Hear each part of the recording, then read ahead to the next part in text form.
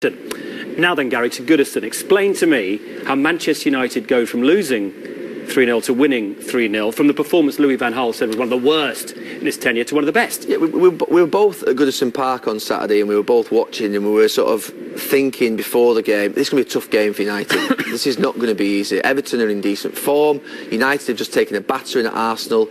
What would they do differently? And there was a major difference in terms. Manchester United has been quite predictable. James just showed there Liverpool being very compact from front to back, 30 metres, 35 metres, never getting bigger than that. And it actually been really good defensive unit United. Against Arsenal, for some reason, I don't know why, but in the game, and I was commentating on it, and we've not had a Monday Night Football since, it was like, has Schweinsteiger gone rogue and has he done something completely different himself? But the more you watch the game and the more you watch the clips back, you think it was a tactic. And if you go back to the Arsenal game, I'll just take this on. Manchester United dropping off into a pretty good, decent defensive shape. Really quite compact from back to front. No problems there whatsoever. But if you just start to highlight Schweinsteiger. Now, normally you would always want your central midfield pair close together, linked, 10-15 yards apart, but in this game they got concerned about Cazorla, and Cazorla, he had him on a lead. He had Schweinsteiger, and it was like, you know, a dog with a man with a ball saying to a dog, "Come to get it off me, come to get it off me." And as soon as he gets near him, he throws it off to Mertesacker, and this happened consistently. Watch Schweinsteiger now, and they just kept getting played around in this area of the pitch. And Michael Carrick ended up in a position whereby he just had so much space to cover.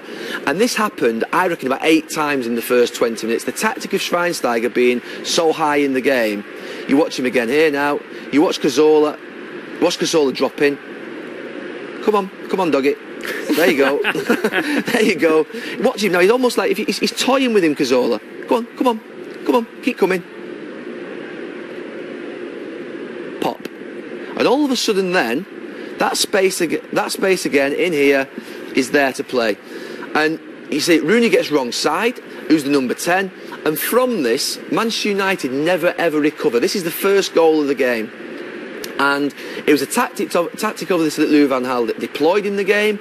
Manchester United never gets set. Even though Schweinsteiger gets back, because of that ball being played in behind them, they never really get composed again in the defending, and Arsenal end up taking the lead. Now, the contrast on Saturday was just absolutely dramatic, and you could argue no two games are the same, different opponents, but Arsenal good at playing out from the back, Everton good at playing out from the back, both away from home. If you watch United on Saturday, the ball flashes across the box. Manchester United have got players here, all up the forward end of the pitch.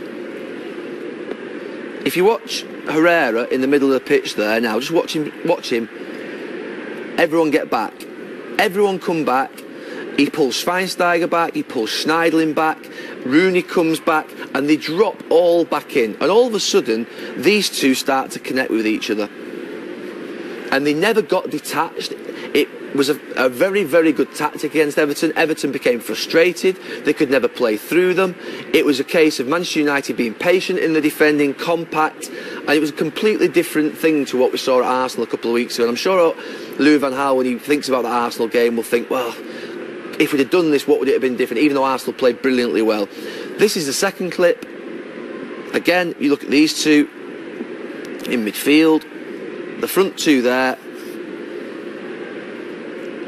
Real patient defending, composed. As soon as it came into a midfield area, they got against people, they pressed, but they certainly never had one of the midfield players, the central midfield players, going rogue in the game. They all stayed tight together, and I have to say, as a tactic, it worked brilliantly in the game. It really did work brilliantly, and Everton really didn't have an answer for it. They couldn't get Barkley and Naismith into the pockets. If you look where they are here, you know what Barkley's like, you know what Naismith's like. We've shown many clips of them in games where they like to occupy those number 10 positions. Manchester United never gave, even Juan Mata coming back into a position there. They never let spaces develop, and it was a complete contrast of performance, not getting split up, not becoming spaces all over the pitch, and that was really the mirror of the game. And it culminated in Manchester United dominating the game through 2-0, and the tactic in the end brought them the third goal, where Rooney has a little bit of a go here. The ball goes forward, but because they're all behind the ball, Everton got more desperate. They had the best period just after half-time. but they got more desperate, they committed more bodies forward, they wanted that goal to get back into the game, obviously, and the tactic continued to pay off for Manchester United, and it was typical of how an away team would create the perfect away performance. As the ball's won back now, they're off. And Herrera's in the pocket, Rooney's through, and I have to say, they're the two style differences. Jamie's just talked there about pressing. Jamie's just talked about the sort of differences of pressing. Manchester United have been very reliable in how they've played over the last 12 to 18 months defensively, certainly since last November. Against Arsenal was a complete blip in terms of the tactic. I don't know where it came from, but it came back again on Saturday to what they were, and they needed to get back very quickly on the bike, and they did do. Great result for United ahead of the derby. Jamie, a difficult and emotional day that for Everton.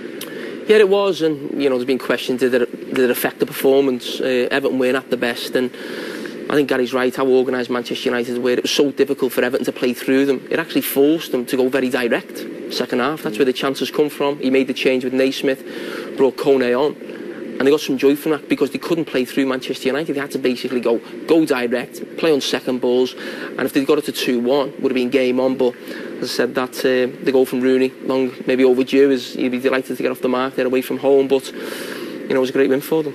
And the Manchester derby, part of what will be a brilliant Super Sunday. Tonight, the Liberty Stadium.